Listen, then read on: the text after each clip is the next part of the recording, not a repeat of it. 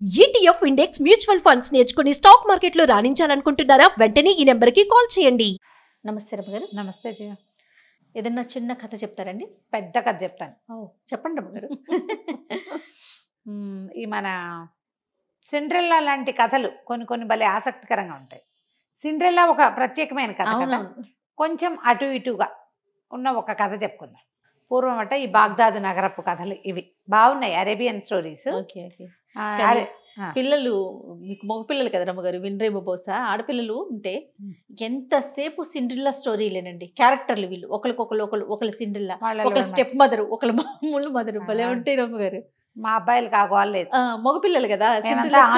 అర్జునుడు, విక్రమార్కుడు అవి అలాంటివి నేను రోజు ఇంట్లో వింటా ఉంటాను. హాలిడే అయితే చాలు సిండ్రిల్లాలు క్యారెక్టర్లు. వీళ్ళకి ఎవరి మీద అయితే కోపం ఉంటుందో దాన్ని స్టెప్ మదర్ కూతురు కింద పెట్టేస్తున్నారు. ఎంత ఫన్నీగా అనిపిస్తుంది అంటే రమ్మగారు, వాళ్ళు ఆడుకునేటప్పుడు వినాలి. మా వాళ్ళంతా మేము హనుమాన్ క్యారెక్టర్లు అవి చేసేవాళ్ళం. సూపర్ మ్యాన్, స్పైడర్ మ్యాన్, ఈ క్యారెక్టర్లు విన్నారు. పాత కథలు మావి ఎప్పటిపో కదా, పెద్దవాళ్ళు అయిపోయారు. అమ్మాయిలు ఉంటే ఆ సరదా వేరు చేయ కదా. అవునండి. మనవరాళ్ళు వస్తారో రారు, మాకు వచ్చేస్తారు, ఖచ్చితంగా వస్తారు రమ్మగారు. చూడాలి, అప్పటికి ఈ ఓపిక ఉండద్దు. అది అది అది చూసుకోవాలి. సిండ్రిల్లా లాంటి కథ. ముసలివాడి భార్య కథ పేరే అది. పూర్వం అంటే ఈ బాగ్దాద్ నగరంలో ఒక కట్టెలు కొట్టుకునేవాడి కుటుంబం ఒకటి ఉండేది. అతను కట్టెలు కొట్టి తెచ్చి ఆ కట్టెలు నమ్ముకుని బతికేవాళ్ళు. అయితే ఇతనికి ఒక్క కూతురు ఉండేది. మీకు భగవంతుడు ఇంకా పిల్లల్ని ఇవ్వలే వాళ్ళకి. పిల్ల మహముచ్చటగా చక్కగా ఉండేది. ఏదో పాత బట్టలు వేసుకుని చింకి పాతలు వేసుకున్నా కూడా పిల్ల ముద్దుగా ఉండేది. అయితే ఏమైంది, ఇతను రోజు కొట్టలు కట్టుకునేవాడు, తెచ్చుకునేవాడు, అమ్మి ఏదైనా వస్తే ఇక దాంతో అట్లా బతుకుతూ ఉండేవాడు. వీళ్ళు ఈ కట్టెలు కొట్టే అతను కుటుంబం ఉన్న వీధిలో ఒక సంపన్నుల కుటుంబం కూడా ఉండేది. వీధికి ఆ చివరి వాళ్ళు ఈ చివరి వీళ్ళు ఉండేవాళ్ళు. ఆవిడ దర్గాకో ఎక్కడికో దండం పెట్టుకోవడానికి వెళ్తూ దారేపోతూ ఈ పిల్లని చూసేది. ఓ రోజు ఆవిడ కొడుక్కి పెళ్లి చేద్దాం అనుకుంది. ఆవిడకో కొడుకున్నాడు. పెళ్లి చేద్దాం అనుకుని ఆవిడ తలుచుకున్న రోజున ఈ పిల్ల కొంచెం ఏదో ఒక మంచి బట్ట కట్టుకుని పువ్వులు కడుతూ వాకిట్లో కనపడింది. కనపడేసరికి ఈవిడ ముచ్చట పట్టలేకపోయింది. పిల్ల ఎంత ముద్దుగా ఉంది, ఇటువంటి పిల్లని కదా చేసుకోవాలి కోడలుగా. అంతకుముందు బాగుంది అనుకునేది, ఇప్పుడు కోడలు ఆలోచన వచ్చేసరికల్లా కనపడిన పిల్ల మీద మనసు అయిపోయింది. ఆవిడేం చేసింది, గబగబా వాళ్ళ ఇంటి వాకిట్లోకి వెళ్ళి, అమ్మాయి నిన్ను నా కొడుకు పెళ్లి చేసుకుందాం అనుకుంటున్నాను, ఇగో ప్రధానంగా నీకు ఉంగరం పెడుతున్నానని వేలుకున్న వజ్రపు ఉంగరం తీసి ఆ పిల్ల చేతికి పెట్టి, వాళ్ళ అమ్మ ఏదో గిన్నెలు తోకుంటుంది, తండ్రి అసలు లేనేలేడు. అక్కడి నుంచి ఈ పిల్లని నిర్ఘాంతపోయింది. మరి ఎవరో ఒకళ్ళు అలా ప్రధానాలు పెట్టడం ఆ కాలంలో అలా ఉండేది కాబోలు. ఆవిడ సంపన్న గృహస్థు కాదని లేకపోయింది. ఆవిడ వెళ్ళిపోయింది. వెళ్ళిపోయాక సాయంకాలం నాన్న వచ్చాక, మధ్యాహ్నం అమ్మ వచ్చాక చెప్పింది, ఇట్లా ఆవిడ ఉంగరం పెట్టి వెళ్ళింది అదని చెప్పింది. చెప్పేసరికల్లా సరే బాగానే ఉంది. ఈవిడ చుట్టుపక్కల అందరికీ మన సందు చివర కట్టెలు కొట్టే ఆయన ఉన్నాడు కదా, వాళ్ళ పిల్ల ముంతాజో ఏదో దాని పేరు, ఎంత బాగుందో దానికి ఉంగరం పెట్టి ప్రధానం పెట్టేశాను, మా పిల్లాడికి చేసుకుంటున్నాను అనేసరికల్లా ప్రతి వాళ్ళు ఏడ్చినట్టుంది. పిల్ల బాగుంటే చేసుకోవటం ఏమిటి, అటువంటి పిల్లలు మన దగ్గర మాత్రం లేరా, కులం గోత్రం చూడొద్దా, పోనీ కులము గోత్రం మన వాళ్ళే అనుకో, డబ్బు దశకం చూసుకోవద్దా, వాళ్ళ ఇంటికి మీ అబ్బాయి వెళ్తే వాళ్ళు ఏం పెడతారు, పప్పు చారు పెట్టే గతి కూడా లేదు వాళ్ళకి అని అందరూ తలా ఒక మాట అన్నారు. ఒక్కళ్ళు కూడా ఆవిడని సపోర్ట్ చేయలే. పోనీలే వాళ్ళకి లేకపోతే పోయింది, మనకు ఉంది కదా, పిల్ల ముద్దుగా ఉందన్నావు, అలాంటి మాటలు ఒక్కళ్ళు కూడా మాట్లాడాలి. ఏం పెళ్లి తెలివి నీతో 100 తెలివి అని ప్రతి వాళ్ళు అనేసరికి ఆవిడకి చాలా కోపం వచ్చేసింది. రుసరుసలాడుతూ వీళ్ళ ఇంటికి వచ్చింది రెండో రోజున. అని నా ప్రధానం క్యాన్సిల్ అని ఉంగరం లాగేసుకుంది. పిల్ల ఏడు మొహం పెట్టుకుని నుంచుంది. సాయంత్రం వాళ్ళ నాన్న వచ్చేసరికల్లా, నాన్న నిన్న పెళ్లి కుదిరింది, వాళ్ళ పెళ్ళి అయిపోయింది, ఆవిడ వచ్చి ఉంగరం పట్టుపోయింది అని చెప్పింది. గుండు మండిపోయింది. భగవంతుడా, నేనేమనుకున్నాను, అసలు పిల్లకి పెళ్లి చేయగలనా అని ఎప్పుడు అనుకునేవాడిని, అలాంటిది ఒకరోజు పొద్దున్నే ఆశ చూపించావు నాకు, ఓ రోజు సాయంకాలం వచ్చేసరికి పిల్ల పెళ్ళి అన్నావు, ప్రధానం అన్నావు. సంపన్నులు గృహస్థులు, పిల్లవాడు బాగుంటాడు, వాళ్ళకి బోల్ డబ్బులు ఉన్నాయి, వాళ్ళే పిల్లని ముద్దుగా అడిగారు కాబట్టి బాగా చూసుకుంటారని నమ్మి నువ్వు ఉన్నావనుకున్నా. రెండో రోజు సాయంత్రం వచ్చేసరికి సంపన్నులు పోయినాయి, పిల్లాడు పోయింది, ఉంగరము పోయింది, అన్నీ పోయినాయి. చిచ్చి ఇలా కాదు, రేపొద్దున మసీదుకి వెళ్తా పిల్లని తీసుకుని, మసీదులో నుంచి మొదట బయటకు వచ్చి ఎవరిని నువ్వు పంపిస్తావో వాడికి ఇచ్చి నా పిల్లనిచ్చి పెళ్లి చేసేస్తా, నువ్వు ఉంటే ఉన్నావు లేకపోతే ఊడేవని దేవుడి మీద ప్రతిజ్ఞ చేశాడు. మర్నాడు తెల్లవారుజామునే పిల్లని చక్కగా అలంకరించారు వాళ్ళకు ఉన్నంతలో. పెళ్లి కూతురులాగా అంటే జల్తారు, మేలు ముసుగు ఏదో వేస్తారు. పిల్లలు 10 ఏళ్ళ నుంచో 8 ఏళ్ల వయసు నుంచో తల్లులు కుట్టుకోవటం మొదలు పెడతారు. అవి పిల్లలకి ఇవ్వవలసిన వస్తువులు అవన్నీ కూడా తయారు చేసి పెట్టుకుంటారు. మనం వెండి బంగారాలు చేరుస్తారు కదా మన వాళ్ళు, అట్లా వాళ్ళ పద్ధతి అనమాట అది. అని కుట్టేసుకున్నారు. ఆ కుట్టిన మేలు ముసుగు వేసి పిల్లల్ని అలంకారం చేసి పువ్వుల దండలు అవి వేసి ఏదో మొహానికి ఏదో కడతారు కదా, అవన్నీ గట్టి తీసుకుపోయి మసీదు వాకిట్లో నుంచున్నారు. మసీదు ఇట్లా 4:45కి అయిపోతుంది. నమాజ్ అయిపోయాక జనాలు బయటకు వస్తుంటే మొట్టమొదటి ఒక ముసలివాడు ఎవరో వచ్చాడు బయటకి. ఈయన పోయి ఆయన చేయించేసుకున్నాడు. పిల్ల తండ్రి ఆ కట్టలు కొట్టి ఆయన పట్టుకుని, బాబు రండి, మా అమ్మాయిని ఇచ్చి పెళ్లి చేస్తాను మీకు అనగానే ఆయన అన్నాడు, అయ్యా నేను ముసలివాడిని, ముష్టివాడిని, నాకిచ్చి పెళ్లి చేయటం ఏమిటి అంటే, కాదు బాబు, మా పిల్లకి ఓ పెళ్లి సంబంధం కుదిరి మర్నాడు పోయిందండి. భగవంతుడు ఉన్నాడని నమ్మాను నేను. దేవుడికి చెప్పా, మసీదు నుంచి తొలిగా ఎవరు బయటకు వస్తే వాడికి ఇచ్చి పెళ్లి చేస్తాను. దేవుడికి ఇచ్చిన ప్రతిజ్ఞ నేను ఎలా కాదంటాను? నువ్వు కాకుండా ముసలివాడికి అక్కడ కుష్టివాడు వచ్చినా సరే మా పిల్లనిచ్చి పెళ్లి చేయవలసింది, దేవుడికి చెప్పాను మరి. అంతే, మొక్కు, దేవుడి మొక్కు తీర్చుకోవాల్సిందే. కాబట్టి మా పిల్లనిచ్చి పెళ్లి చేసే తండ్రి ఉండండి, కాజీ గారిని పిలుచుకొస్తాను. నువ్వు కాజీని పిలుచుకొచ్చాను. ఆయన వచ్చి 4 వాక్యాలు చదివి పెళ్ళి అయిపోయింది అన్నారు. నిఖానామా రాసేసుకున్నారు. అక్కడి నుంచి ఆ తండ్రి కాస్త ఏడ్చి శోకాలు పెట్టి పిల్లని ఆయనకు అమ్మకం పెట్టేశారు. వాళ్ళు విచిత్రంగా ఉంటాయి కదా. మన జానపద కథల్లోనేమో రాజుగారు అబ్బాయి ఎటో వెళ్తాడు, రోడ్డు మీద ఎవతనో చూసేసి పెళ్లి చేసుకుంటాడు, అంతే, వెళ్ళిపోతాడు. ఇది ఇక్కడే ఉంటుంది. ఈ కథల్లో ఇలాంటివి కనపడతాయి అన్నమాట.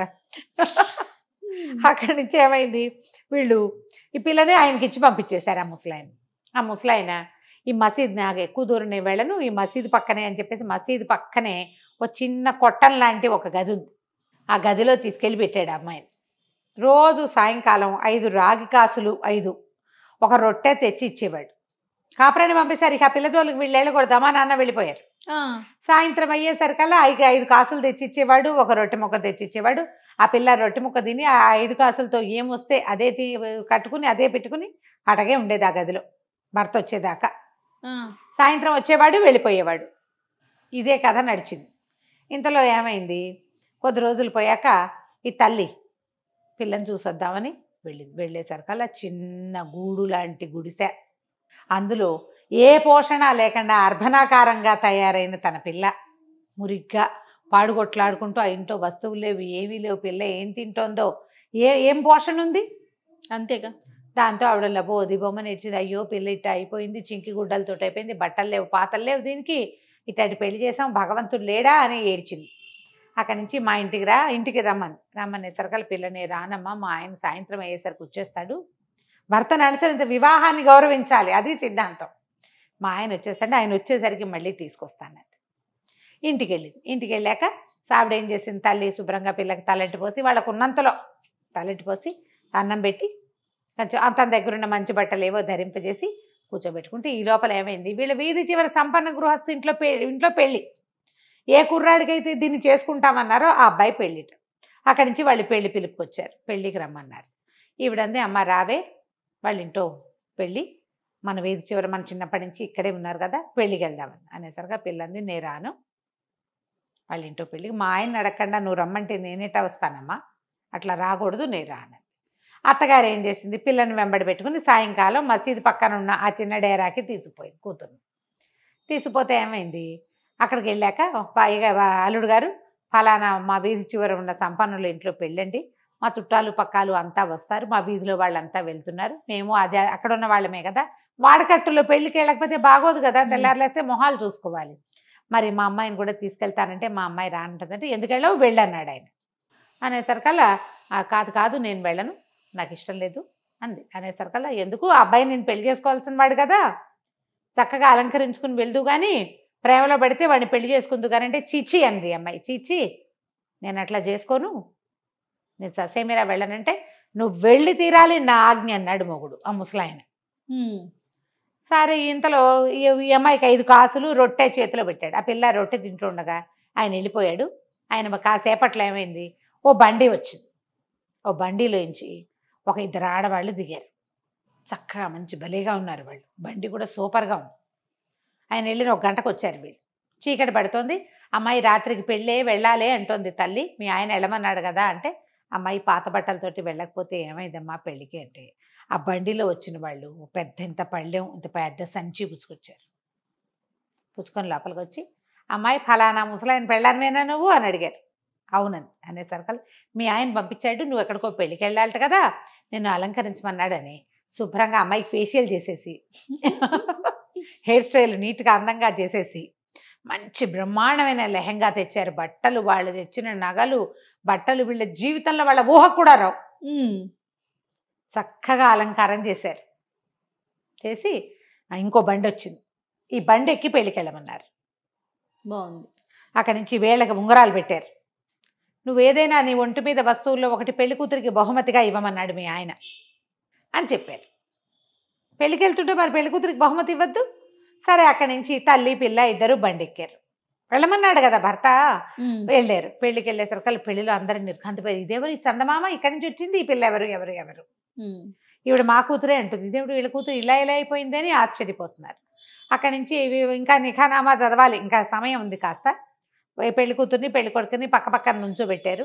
ఈ పిల్ల ఏం చేసింది, చేతికున్న ఉంగరం తీసి ఆ పెళ్లి కూతురికి తొడగబోయింది.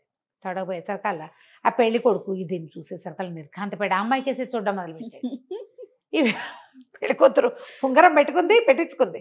ఉంగరం పెట్టించుకున్నాక బాగుంది కదా అని ఇటు తిరిగేసరికల్లా పెళ్లి కొడుకు తరకేసి చుట్టాల ఆ ఉంగరం పెట్టిన అమ్మాయి కేసి చూస్తున్నాడు.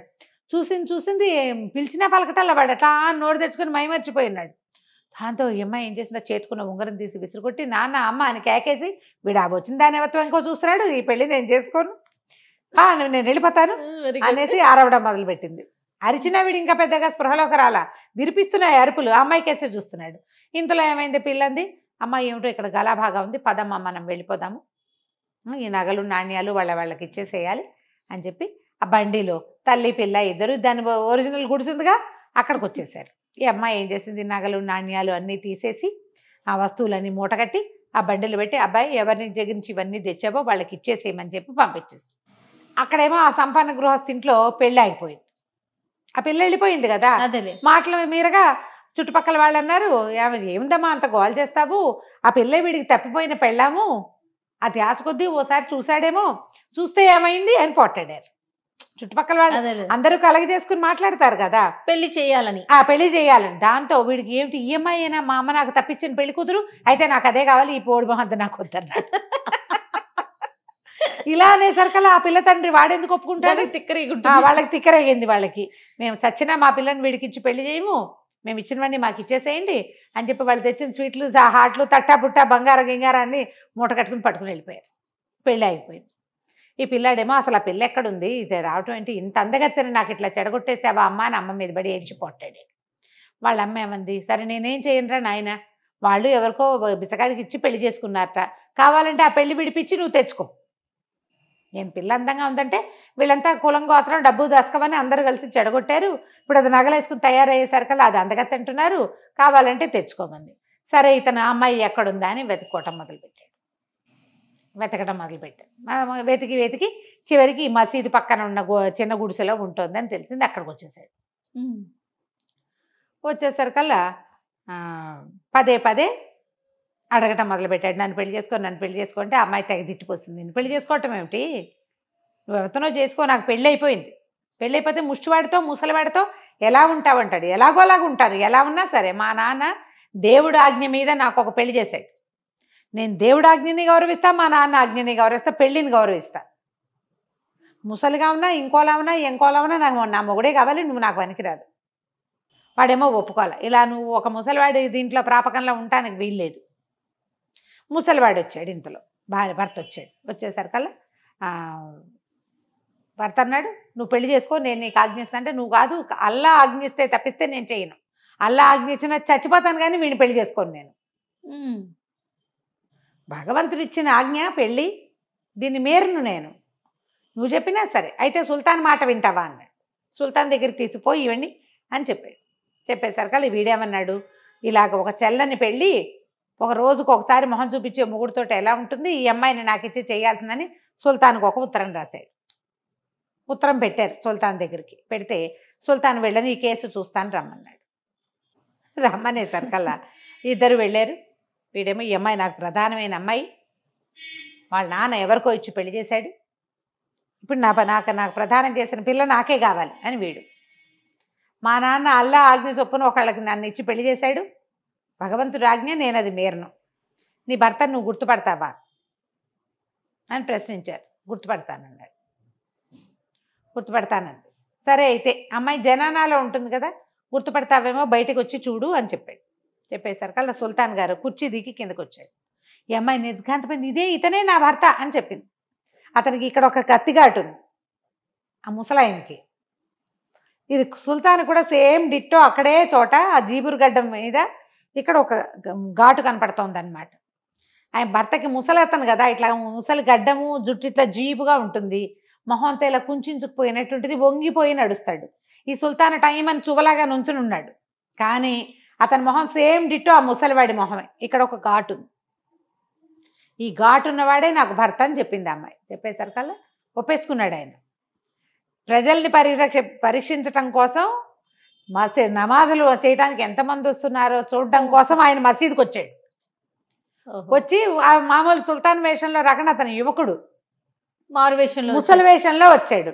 ఆ ముసలి వేషంలో ఉన్నవాడికి ఈ కట్టెలు కొట్టే ఆయనే తన పిల్లనిచ్చి పెళ్లి చేశాడు. ఈ పిల్ల నిజంగా ఈ పెళ్లిని నిభాయించి ఉంటుందో లేదో చూడడం కోసం 3 నెలల సమయం పెట్టుకుని 3 నెలల నుంచి ఆయన వచ్చిపోతున్నాడు, కానీ ఆ పిల్లని తన ముసలి రూపంతోటే కనబడ్డాడు. అక్కడి నుంచి ఈ సంపన్న గృహస్థు కొడుకుని పంపించారు బయటికి. వివాహితని మళ్ళీ పెళ్లి చేసుకుంటాను అనకూడదు, ఆమె ఆ పెళ్లి వద్దనుకుంటేనే నువ్వు రావాలి, కానీ ఆమె ఆ పెళ్లి కావాలనుకుంటే నువ్వు రావడానికి వీల్లేదు. ఈ అమ్మాయి ఈ దేశపు యువరాణి, నా భార్య అని ప్రకటించారు. సూపర్. ఒక సంపన్నుడికి పనికిరాని పిల్ల సుల్తాన్కి పనికొచ్చింది. సుల్తాన్ భార్య అంటే మరి దేశానికే మహారాణి కదా, చిన్న ప్రాంతం అయినా కూడా. అక్కడి నుంచి అమ్మాయిని సాధారణంగా రాజుగారి జనానాల్లోకి, అంతఃపురంలోకి తీసుకుపోయారు. కథ కంచికి మనం ఇంటికి. సూపర్. నమస్తే. నమస్తే.